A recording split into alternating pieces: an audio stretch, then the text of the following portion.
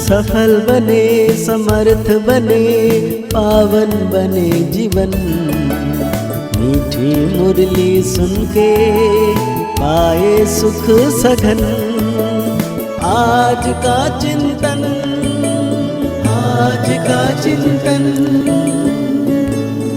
ओम शांति। Good morning.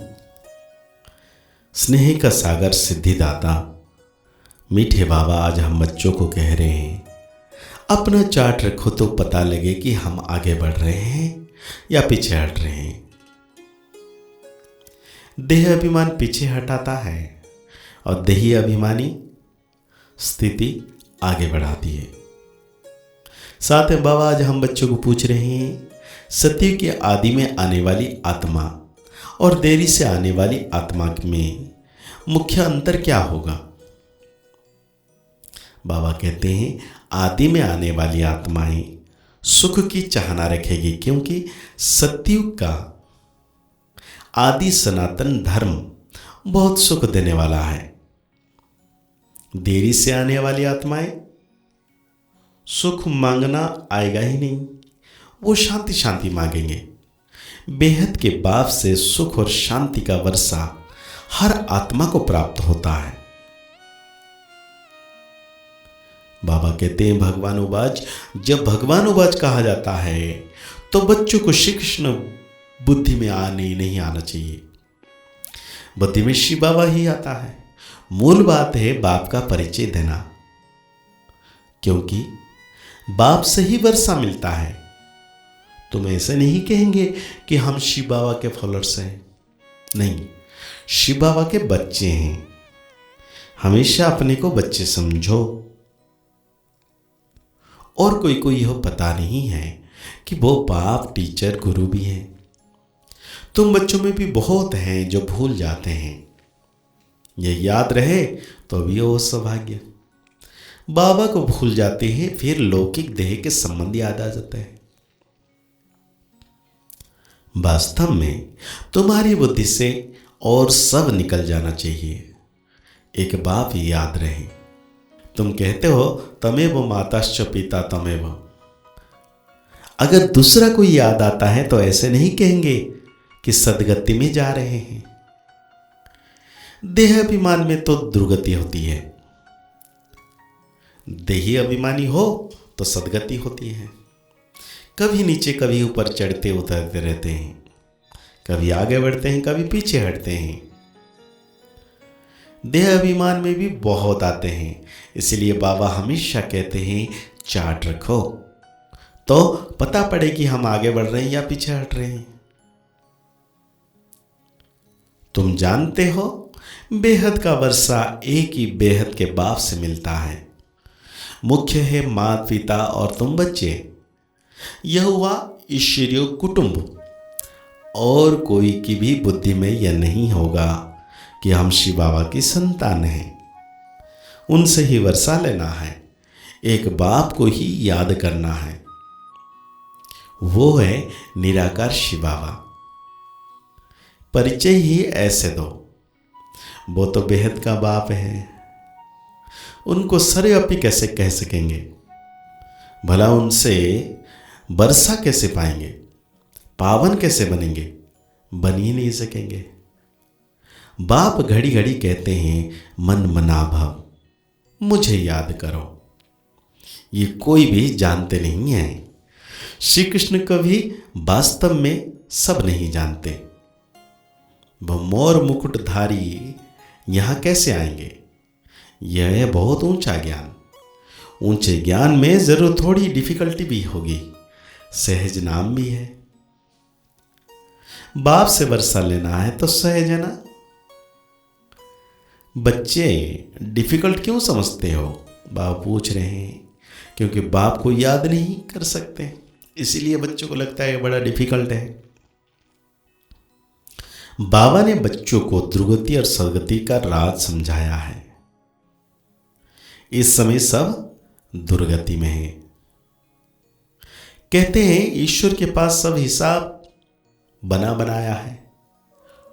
उसको साक्षी होकर देखा जाता है कि इस चलन से क्या पद पाएंगे। यह भी समझ सकते हैं कि श्रीमत पर चलने से कितना ऊंच पद पाएंगे, ना चलने से कितना कम पद पाते हैं।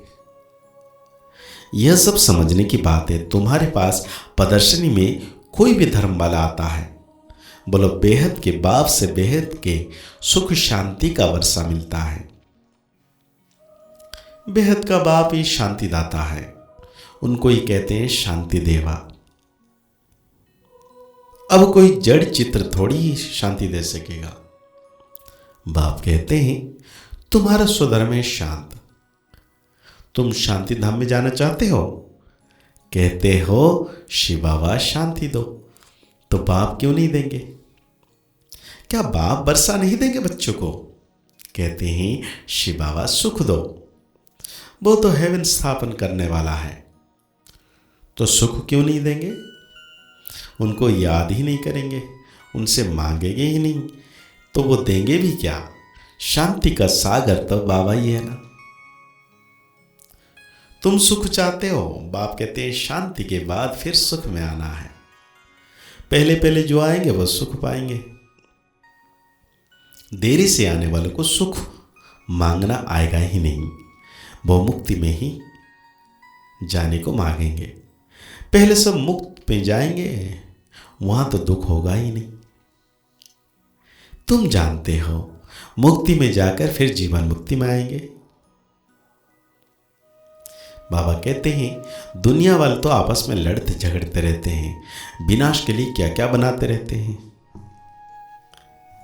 ऐसे ऐसे बम्स बनाते हैं जिससे आग लग जाए। भंवरों को आग कोई कम थोड़ी लगेगी, बुझाने वाला कोई रहेगा नहीं। ढेर बम्स बनाते रहते हैं, इसमें गैस पॉइजन आदि डालते हैं, जो हवा में फैलने से सब खत्म हो जाएंगे। मौत तो सामने खड़ा है, इसलिए बाप कहते हैं वर्षा लेना है तो ले लो, मेहनत करो, टू मच धंधे आदि में मत जाओ। कितना चिंतन रखना पड़ता है। बाबा ने इनको तो छुड़ा दिया, ब्रह्मावा के बारे में बोल रहे। अब ये अच्छी दुनिया है, तुम बच्चों को बाप को याद करना है, क्योंकि याद करने से तुम्हारा विकर्म विनाश हो जाएगा और फिर तुम वर्षा ले सकते हो। बाबा कहते हैं तुम जानते हो हम सब आत्माओं का बाप एक ही है, उनसे ही वर्षा मिलता है। हम भक्ति मार्ग में उनको याद करते थे, वो परमधाम में रहने वाला है, इसीलिए तो उनका चित्र भी है। अगर आया ना हो तो चित्र क्यों होता? शिव जयंती भी मनाते हैं तो उनको ही कहा जाता है परमपिता परमात्मा। बाकी तो सबको मनुष्य से मनुष्य या देवता कहा जाता है। सबसे पहले आदि सनातन देवी देवता धर्म, पीछे और धर्म हुए। तो आज बाबा हम बच्चों को धारणाओं में कहते हैं शरीर निर्वाह अर्थ कर्म जरूर करो, लेकिन टू मच झंझटों में नहीं फंसना है। ऐसा चिंतन धंधे आदि का ना हो जो बाप की याद ही भूल जाए। अनेक मनुष्य मतों को छोड़ो, एक बाप की मत पर चलना है। एक बाप की महिमा का गानी है, एक बाप को ही प्यार करना है, बाकी सबसे मोह निकाल देना है। तो आज बाबा हम बच्चों को वरदान दे रहे हैं बेहद की बैराग वृत्ति द्वारा पुराने संस्कारों के बाहर से सेफ रहने वाले मास्टर नॉलेजफुल भवो। पुराने संस्कारों के कारण सेवा में व संबंध संपर्क में विघ्न पड़ते हैं। संस्कारी भिन्न भिन्न रूप में अपनी तरफ आकर्षित करते हैं। जहां किसी भी तरफ आकर्षण है वहां वैराग नहीं हो सकता। इसीलिए संस्कारों को छिपा हुआ अंश भी है तो समय प्रमाण वंश का रूप ले लेता है, परवश कर देता है। इसलिए नॉलेजफुल बन बेहद की बैराग वृत्ति द्वारा अपने संस्कारों, संबंधों, पदार्थों के वार से मुक्त बनो, तो क्या होगा? सेफ रहेंगे। तो आज बाबा हम बच्चों को स्लोगन दे रहे हैं, माया से निर्भय बनो और आपसी संबंध में निर्माण बनो। तो आज के मुरली के अनुसार हम 100 मान लेंगे, मैं मास्टर नॉलेजफुल आत्मा हूं। मुरली को और गहरी रीति से चिंतन करते हुए निरंतर परम सितारा की किरणों के नीचे अपने को महसूस करना है कि मैं आत्म सितारा परमात्मा की छाया में, परमात्मा की किरणों में संपूर्ण पावन बन रहा हूं। मुस्कुराते रहिए, आगे बढ़ते रहिए, पुरुषार्थ करते रहिए, खुश रहें, स्वस्थ रहें, मस्त रहें। ओम शांति, ओम शांति, ओम शांति।